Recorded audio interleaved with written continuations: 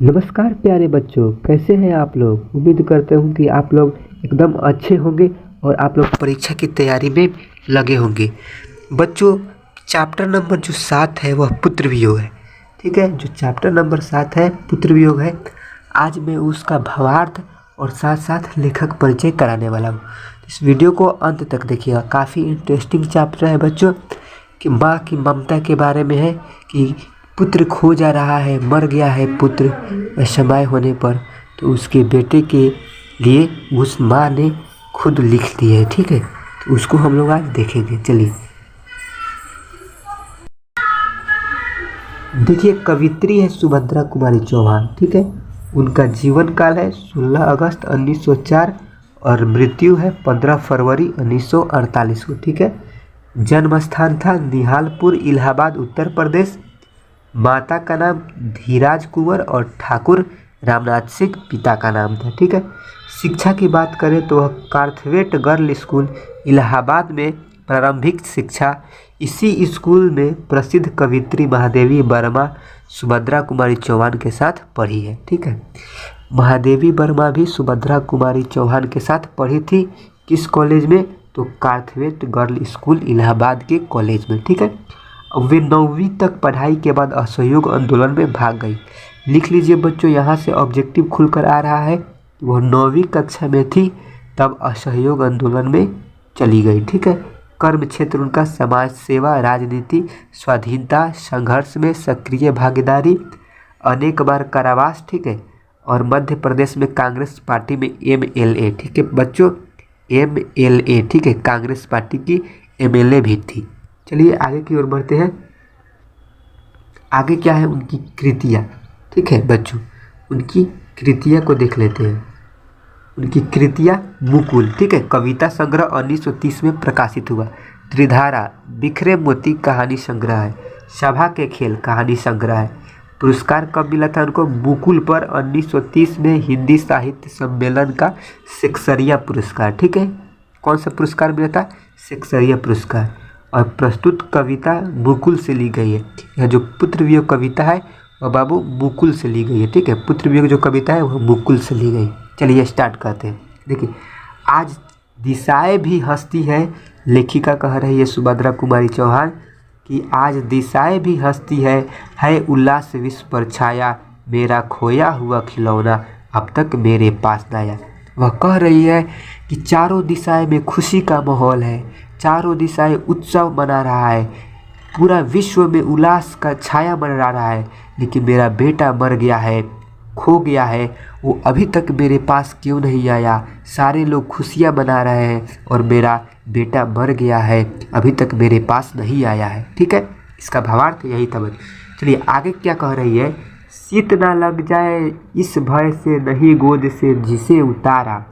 मतलब शीत नहीं लग जाए उस बाबू को, उसके बच्चे को, जिसके भय से वह गोद से कभी नहीं उतारती थी कि कहीं गोद से उतारेंगे तो बच्चे को शीत लग जाएगी। छोड़ काम दौड़ कर आई माँ कहकर जिस समय पुकारा। सारी काम छोड़कर माँ चली आती है। कोई भी माँ हो सारी काम छोड़कर चली आती है जब उसके बच्चे माँ कहकर बुलाते हैं, क्योंकि वह सोचती है कि कहीं बच्चे को चोट न लग गया हो, चिल्ला रहा है, इसीलिए वह सभी काम छोड़कर चली आती है। ठीक है, कितना अच्छा लिखी है कवित्री। ठीक है, सुभद्रा कुमारी चौहान। अगला स्टेज है क्या है। थपकी दे दे जिसे सुलाया, जिसके लिए लोरिया गाई, जिसके मुख पर जरा मलिनता देख आंख में रात बिताई। उस बच्चे को थपकी दे दे को सुलाया था। ठीक है, उसके लिए लोरिया गाई थी। उसके मुख पर अगर मलिनता, मलिनता मतलब होता है उदासी, अगर उदासी देख लेती तो उनको लगता था माँ को कि कहीं बच्चे की तबीयत खराब ना हो गई हो, इसलिए उसका मन उदास क्यों है। ठीक है, तो देख आँख में रात बिताई, उनको आँख में देख कर ही वह रात बिता लेती है। यही होती है बाबू माँ, और कवित्री पूरे माँ जगत के लिए यह कह रही है। ठीक है, तो इसको आप लोग समझिए कितना अच्छा कवित्री ने लिखा है कि थपकी दे देकर सुलाती है माँ, लोरिया भी अपने बच्चे के लिए गाती है, लेकिन आज वही बच्चा नहीं है, उसकी उदासी कितनी होगी माँ की, वही व्यक्त कर रही है कवित्री। चलिए आगे चलते हैं। आगे कह रही है कि जिसके लिए भूल अपना पर पत्थर को भी देव बनाया, कहीं नारियल दूध बतासे कहीं चढ़ाकर शीश नवाया। देखिए, जिसके लिए भूल अपनापन वह अपना से भी लड़ गई। ठीक है, कि मेरे बच्चे के बारे में कोई भी बोलेगा तो वह अपने से भी लड़ गई। पत्थर को भी देव बनाया उस माँ ने, पत्थर को कहीं कहीं पूजने लगी। ठीक है, कहीं नारियल कहीं दूध कहीं बतासे अनेकों प्रकार के फल चढ़ाकर शीश नवाई। उस माँ पर क्या बीती होगी जब उसकी बेटा मर गया होगा। वह कह रही है कि सब जिसके लिए भूल अपनापन उसी बच्चों के लिए सभी माँ अपने कोई भी बोल देगा तो बेटे से के बारे में तो वह लड़ लेती है। पत्थर को भी देव बनाया था, पूजा पाठ की कि मेरे बच्चे की उम्र ज़्यादा हो, मेरे बच्चा हो, लाखों वर्ष मेरा बच्चा जिए, अच्छा से जिए। दूध चढ़ाई, कहीं बतासे चढ़ाई, कहीं नारियल चढ़ाई कि मेरा बच्चा मतलब दीर्घायु हो। लेकिन वही बच्चा उसी के सामने मृत शरीर में पड़ा हुआ है। यही रो रो कर माँ कहती है। ठीक है, अगला स्टेज कह रही है कि फिर भी कोई कुछ कर न सका, छीन ही गया खिलौना मेरा, मैं असहाय विवश बैठी रही, उठ गया छौना मेरा।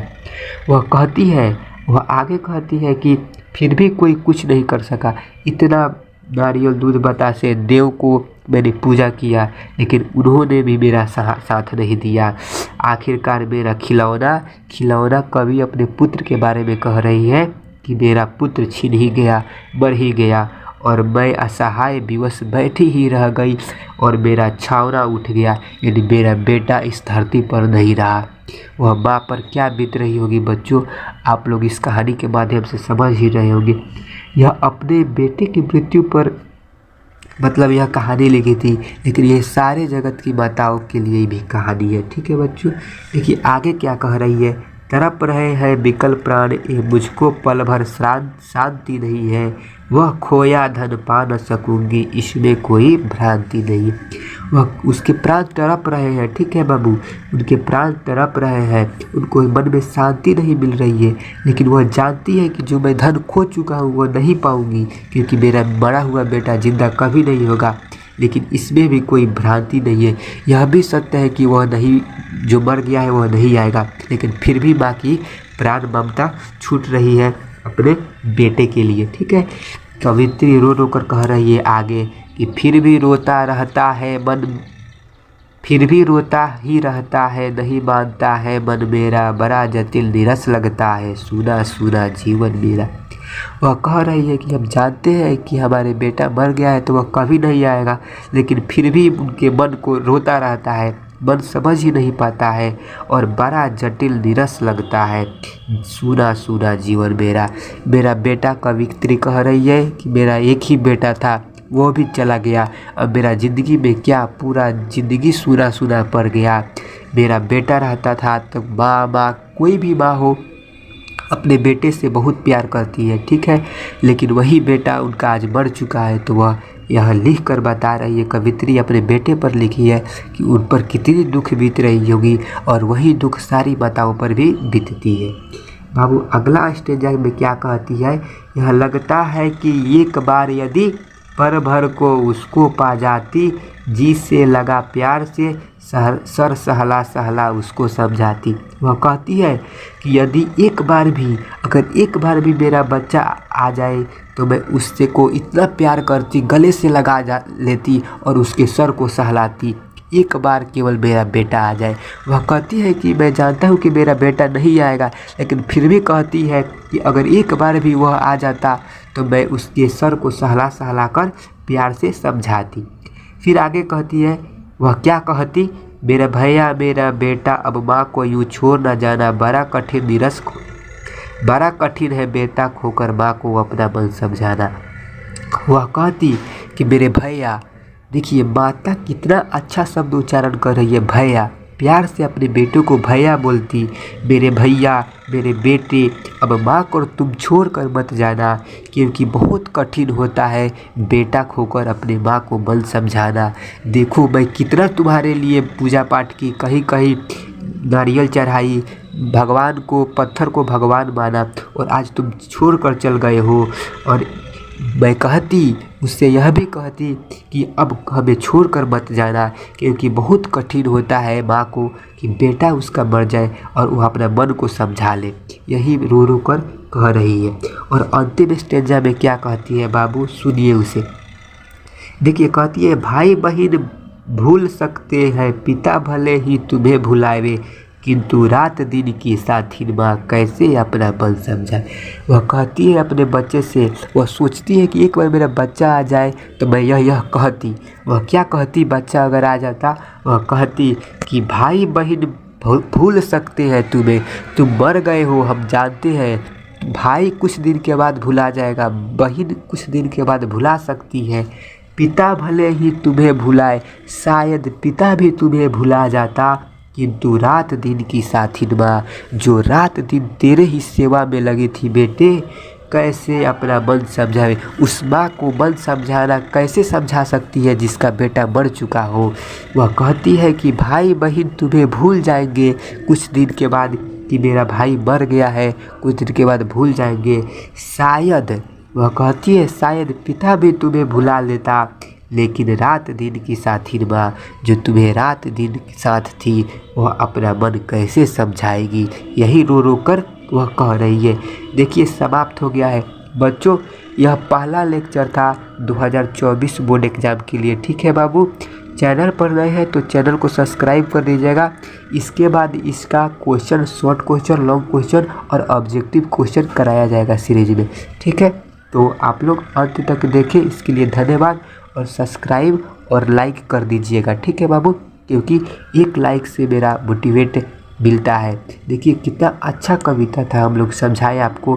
ठीक है, तो चैनल को सब्सक्राइब कर दीजिए, सभी प्रकार के विषय को इस पर पढ़ाया जाएगा। मिलते हैं अगले वीडियो में, तब तक के लिए प्यारे बच्चों धन्यवाद।